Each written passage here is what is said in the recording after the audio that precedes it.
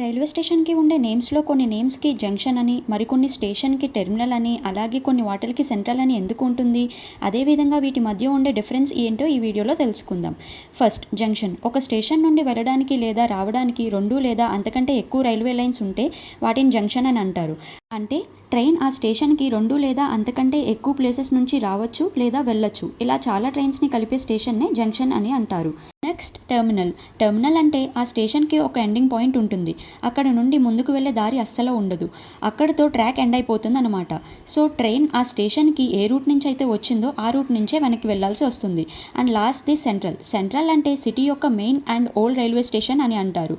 ఇవి ఎక్కువగా ట్రాన్స్పోర్టేషన్‌కి ఒక హబ్ లాంటివి. ఈ స్టేషన్‌కి మల్టిపుల్ రైల్వే లైన్స్ కనెక్ట్ అయ్యి ఉంటుంది. ట్రైన్ రాకపోకలు చాలా ఎక్కువగా ఉంటాయి అండ్ ఎప్పుడూ ప్యాసింజర్ క్రౌడ్ కూడా ఎక్కువగా ఉంటుంది. ఈ ఇన్ఫర్మేషన్ మీకు వర్త్ అనిపిస్తే మన ఛానల్ని లైక్ చేసి సబ్స్క్రైబ్ చేసుకోండి. దానివల్ల ఈ ఇన్ఫర్మేషన్ మరింత మందికి అందుతుంది.